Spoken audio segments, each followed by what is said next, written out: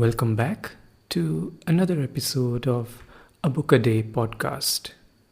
It's a new day, new episode, which means I'm going to talk about a new book. But it's kind of ironic. When I say new book, pretty much almost all the time I discuss really old books. And that's exactly what I'm going to do today. And you also know that this week our theme is about the Himalayas. I'm talking about the books and writings on the Himalayas, the mountains. And now, today, I'm going to take you 2 centuries back. So, it's late in the 19th century. Mark Twain, the great American writer, he has gone bankrupt because of really poor choices that he made in investment. So, in order to extricate himself from the debt, what he did was he took a journey through the British Empire, through different colonies of the British Empire, and this was an opportunity for him to deliver some lectures, write a book on it, and make some money along the way. And that's what he did. And he eventually published a book in 1897, which was called Following the Equator, A Journey Around the World. So during his travels in that time, he was also in India and he was also traveling in the Himalayas. And I'm going to pick those passages from this book where he is traveling in the Himalayas, particularly the northeastern side, the eastern side of India. He goes to Darjeeling, he goes to Bengal, and the way he experiences a train journey there. So, without any delay, let me narrate these passages straight from the book. I hope you'll enjoy that. Sometime during the forenoon, approaching the mountains, we changed from the regular train to one composed of little canvas-sheltered cars that skimmed along within a foot of the ground and seemed to be going 50 miles an hour when they were really making about 20. Each car had seating capacity for half a dozen persons, and when the curtains were up, one was substantially out of doors and could see everywhere and get all the breeze and be luxuriously comfortable. It was not a pleasure excursion in name only, but in fact. After a while, we stopped at a little wooden coop of a station just within the curtain of the somber jungle. A place with a deep and dense forest of great trees and scrub and vines all about it. The Royal Bengal tiger is in great force there and is very bold and unconventional. From this lonely little station, a message once went to the railway manager in Calcutta. Tiger reading station master on front porch. Telegraph instructions. It was there that I had my first tiger hunt. I killed 13. We were presently away again, and the train began to climb the mountains. In one place, 7 wild elephants crossed the track, but 2 of them got away before I could overtake them. The railway journey up the mountain is 40 miles, and it takes 8 hours to make it. It is so wild and interesting and exciting and enchanting that it ought to take a week. As for the vegetation, it is a museum. The jungle seemed to contain samples of every rare and curious tree and bush that we had ever seen or heard of. It is from that museum, I think, that the globe must have been supplied with the trees and vines and shrubs that it holds precious. The road is infinitely and charmingly crooked. It goes winding in and out under lofty cliffs that are smothered in vines and foliage, and around the edges of bottomless chasms. And all the way one glides by files of picturesque natives, some carrying burdens up, others going down from their work in the tea gardens. And once there was a gaudy wedding procession, all bright tinsel and colour, and a bride, calmly and girlish, who peeped out from the curtains of her palanquin, exposing her face with that pure delight which the young and happy take in sin for sin's own sake. By and by, we were well up in the region of the clouds, and from that breezy height we looked down and afar over a wonderful picture, the plains of India, stretching to the horizon, soft and fair, level as a floor, shimmering with heat, mottled with cloud shadows, and cloven with shining rivers. Immediately below us, and receding down, down, down toward the valley, was a shaven confusion of hilltops, with ribbony roads and paths squirming and snaking cream yellow all over them and about them, every curve and twist sharply distinct. At an elevation of 6,000 feet, we entered a thick cloud, and it shut out the world and kept it shut out. We climbed 1,000 feet higher, then began to descend, and presently got down to Darjeeling, which is 6,000 feet above the level of the plains. We had passed many a mountain village on the way up, and seen some new kinds of natives, among them many samples of the fighting Gurkhas. They are not large men, but they are strong and resolute. There are no better soldiers among Britain's native troops. And we had passed shoals of their women climbing the 40 miles of steep road from the valley to their mountain homes, with tall baskets on their backs hitched to their foreheads by a band and containing a freightage weighing, I'll not say how many hundreds of pounds, for the sum is unbelievable. These were young women, and they strode smartly along under these astonishing burdens with the air of people out for a holiday. I was told that a woman will carry a piano on her back all the way up the mountain, and that more than once a woman had done it. If these were old women, I should regard the Gurkhas as no more civilized than the Europeans. At the railway station at Darjeeling, you find plenty of cab substitutes, open coffins in which you sit and are then borne on men's shoulders up the steep roads into the town. Up there, we found a fairly comfortable hotel, the property of an indiscriminate and incoherent landlord who looks after nothing but leaves everything to his army of Indian servants.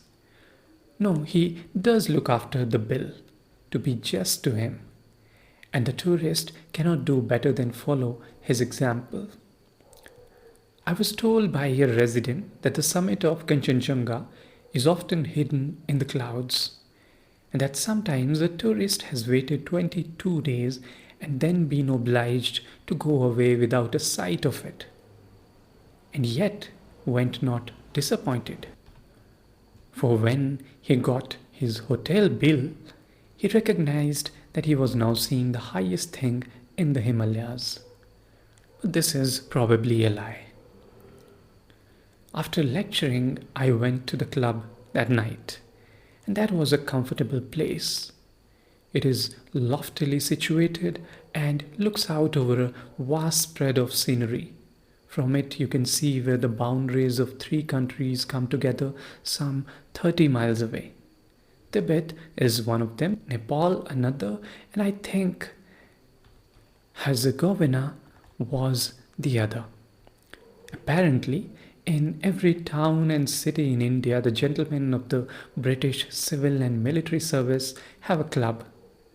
Sometimes it is a palatial one, always it is pleasant and homelike. The hotels are not always as good as they might be, and the stranger who has access to the club is grateful for his privilege and knows how to value it. Next day was Sunday. Friends came in the grey dawn with horses, and my party rode away to a distant point where Kanchenjunga and Mount Everest show up best.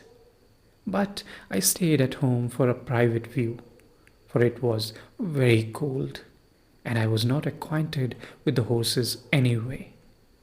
I got a pipe and a few blankets and sat for 2 hours at the window and saw the sun drive away the wailing grey and touch up the snow peaks one after another with pale pink splashes and delicate washes of gold, and finally the whole mighty convulsion of mighty snow mountains with the deluge of rich splendors.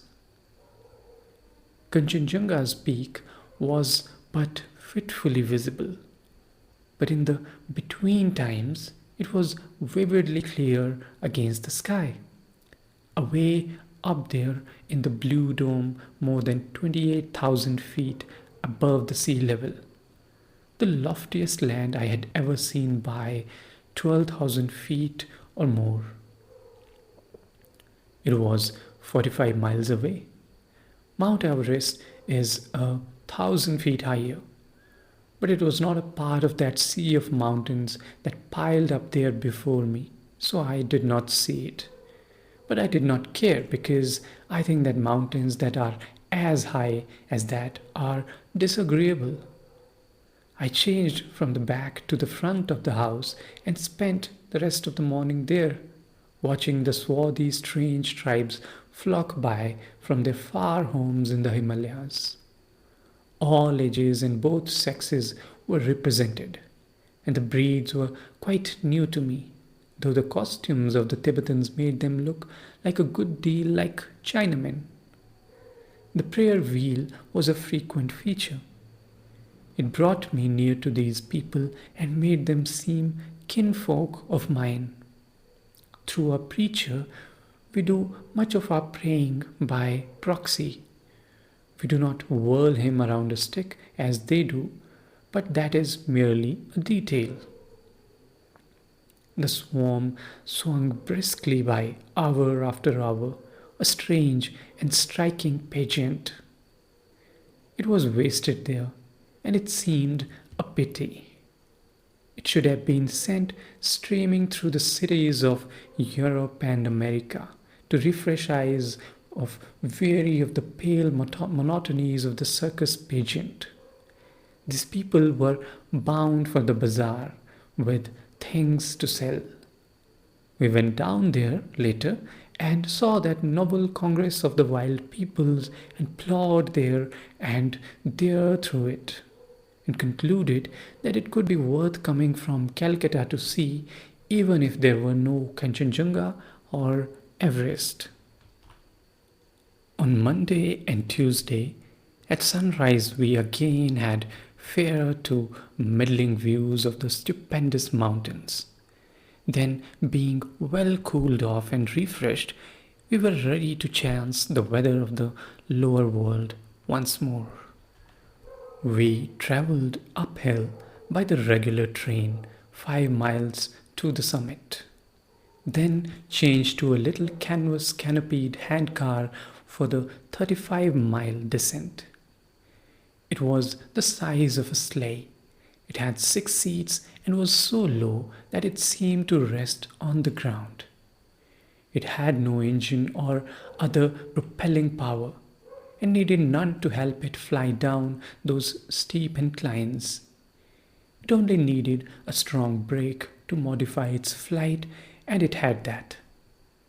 There was a story of a disastrous trip made down the mountain once in this little car by the Lieutenant Governor of Bengal when the car jumped the track and threw its passengers over a precipice.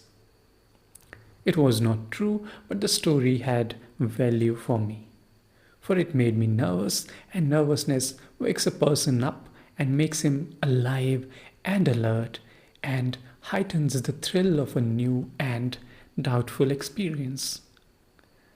The car could really jump the track, of course.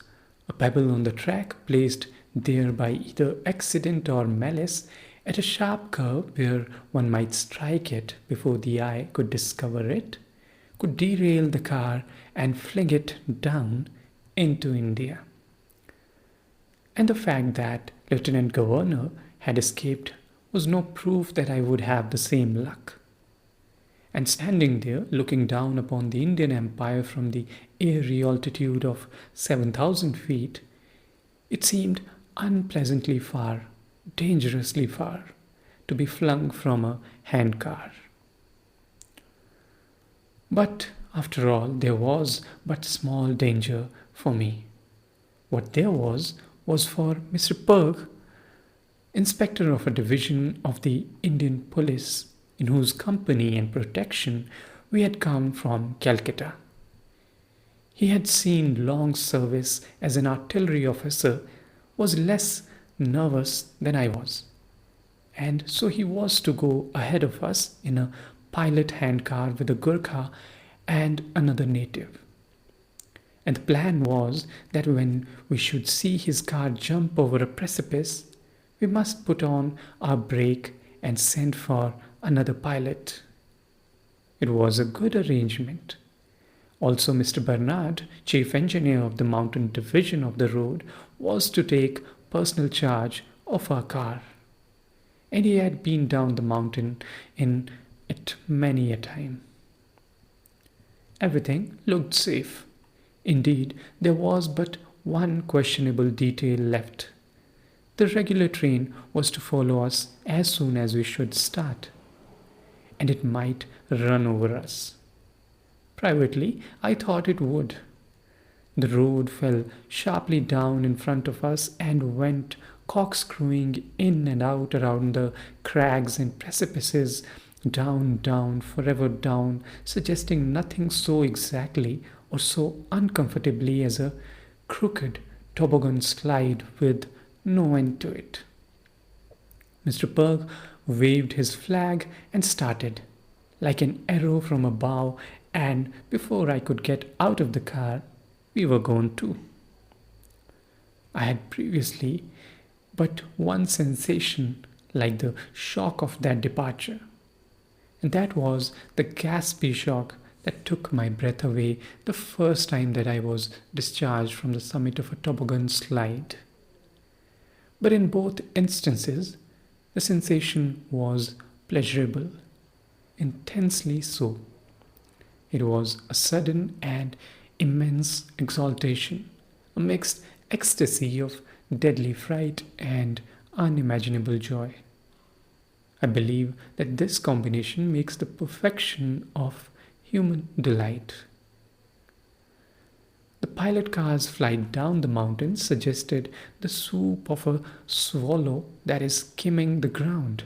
So swiftly and smoothly and gracefully it swept down the long straight reaches and soared in and out of the bends and around the corners. We raced after it and seemed to flash by the capes and crags with the speed of light. And now and then we almost overtook it and had hopes, but it was only playing with us. When we got near, it released its brake, made us spring around a corner, and the next time it spun into view a few seconds later, it looked as small as a wheelbarrow. It was so far away. We played with the train in the same way. We often got out to gather flowers or sit on a precipice and look at the scenery. Then presently we would hear a dull and growing roar, and the long coils of the train would come into sight behind and above us. But we did not need to start till the locomotive was closed down upon us. Then we soon left it far behind. It had to stop at every station, and therefore it was not an embarrassment to us. Our brake was a good piece of machinery. It could bring the car to a standstill on a slope as steep as a house roof. The scenery was grand and varied and beautiful, and there was no hurry. We could always stop and examine it. There was abundance of time. We did not need to hamper the train. If it wanted the road, we could switch off and let it go by, then overtake it and pass it later. We stopped at one place to see the Gladstone Cliff, a great crag which the ages and the weather have sculptured into a recognizable portrait of the venerable statesman. Mr. Gladstone is a stockholder in the road, and nature began this portrait 10,000 years ago, with the idea of having the complement ready in time for the event.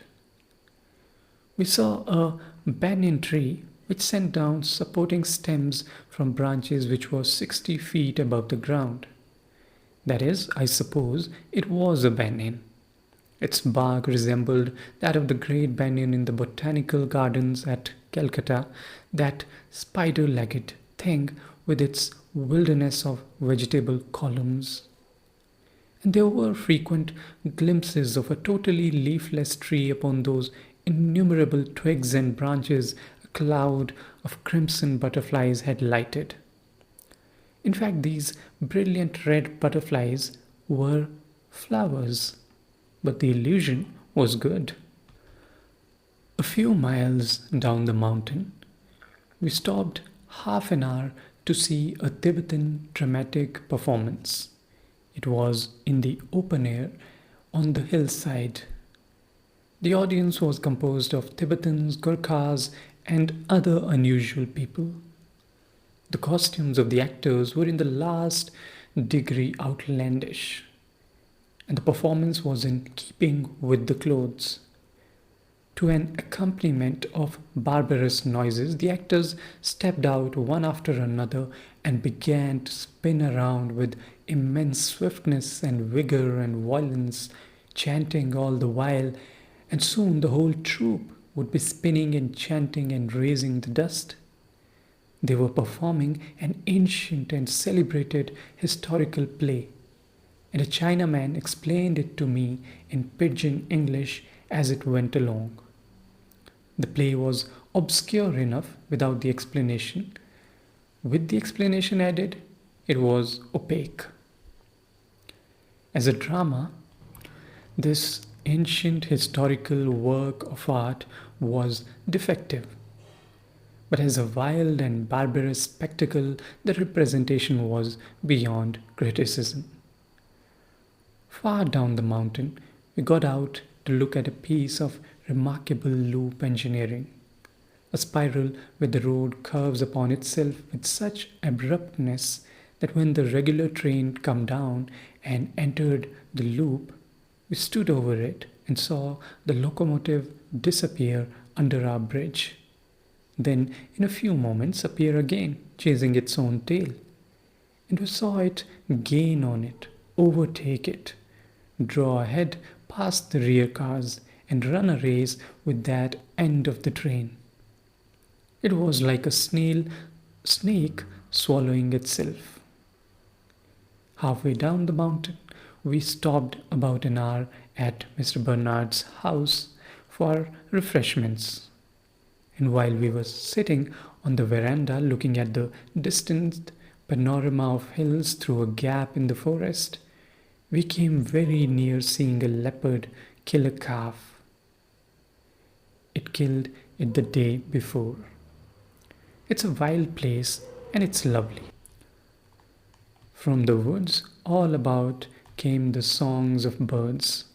Among them, the contributions of a couple of birds which I was not then acquainted with, the brain fever bird and the coppersmith. The song of the brain fever demon starts on a low but steadily rising key, and is a spiral twist which augments in intensity and severity with each added spiral growing sharper and more painful, and more agonizing, more and more maddening, intolerable, unendurable, as it bores deeper and deeper into the listener's brain, until at last the brain fever comes as a relief and the man dies. I'm bringing some of these birds home to America. There'll be a great curiosity there, and it is believed that in our climate they will multiply like rabbits. I'm bringing some nightingales too, and some Q owls. I got them in Italy. The song of the nightingale is the deadliest known to ornithology. That demoniacal shriek can kill at 30 yards. The note of the Q owl is infinitely soft and sweet as the whisper of a flute, but penetrating beyond belief. It can bore through boiler iron. It is a lingering note and comes in triplets on the one unchanging key. Then a silence of 15 seconds, then the triplets again, and so on all night. At first it is divine, then less so, then trying, then distressing, then excruciating, then agonizing, and at the end of 2 hours the listener is a maniac. And so presently we took to the handcar and went flying down the mountain again, flying and stopping, till at last we were in the plain once more and started for Calcutta in the regular train. That was the most enjoyable day I've spent in the earth.